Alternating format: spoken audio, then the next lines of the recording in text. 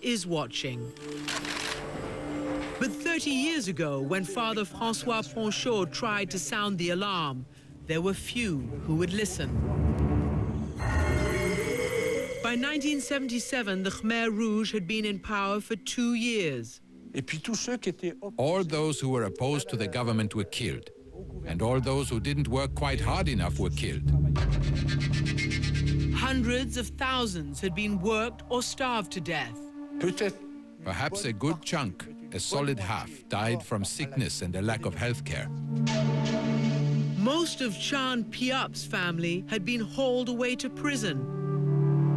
She was the last to go.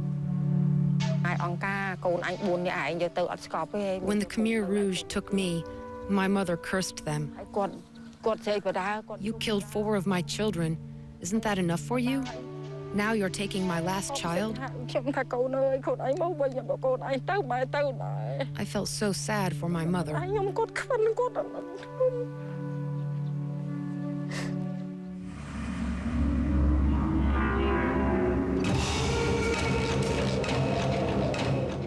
As the Khmer Rouge ravaged Cambodia, much of the outside world remained unaware or uninterested. But Father Ponchot wouldn't give up. I was staying by the Cambodian people's side, through the good and the sadness and the suffering. In 1977, he published his startling evidence in a book called Year Zero, one of the first to expose the atrocities, like those that happened here.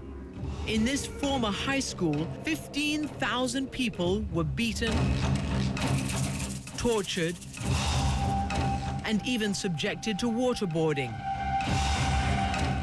Then they were sent off to the killing fields. 20,000 mass graves like these at Cheong Yek. Here, Him Hoi says he was threatened with death and forced to do some of the dirty work.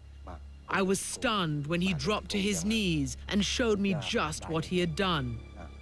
I would take a metal pipe, he said, and hit prisoners in the neck. The others would finish the job by slitting their throats. Father Ponchot took his accounts of Khmer Rouge brutality to the United Nations. You were telling the world that a genocide was taking place in Cambodia, and yet it continued. I was pretty frustrated. The governments did not react. Countries don't defend human rights. They're always subservient to politics. I, Jimmy Carter, do solemnly swear. The inauguration of President Jimmy Carter in January 1977 promised a change. So help me God. Carter vowed to put human rights at the center of U.S. foreign policy. But it would take 15 months for him to publicly condemn the Khmer Rouge as the world's worst violator of human rights. But he took no action to stop the slaughter in Cambodia. Invasion, he says, was not an option.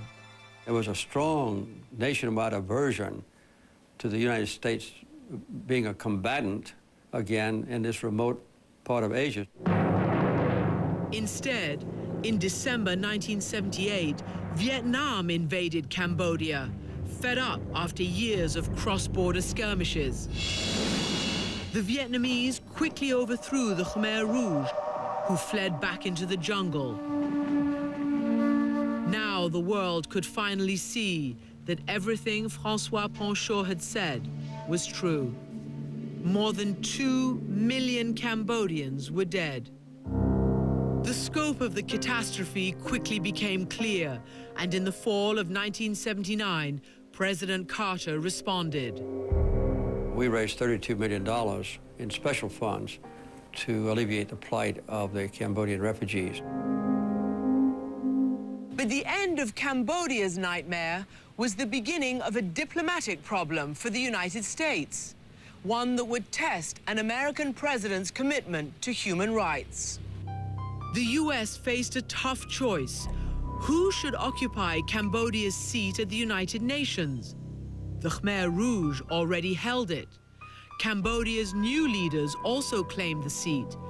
But they were supported by Vietnam and the Soviet Union, America's Cold War enemies.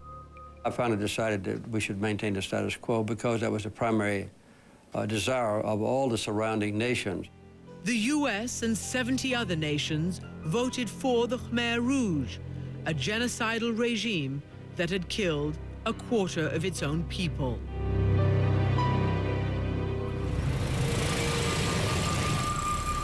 Today, Father Francois Panchaud is back in Cambodia tending his flock, but this time with no illusions.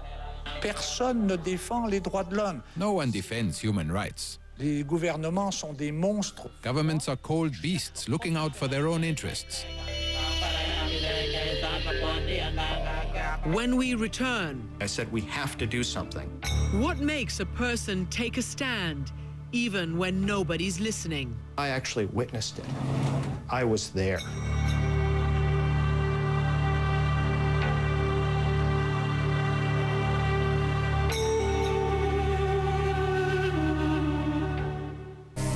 Most Washington policymakers look at these as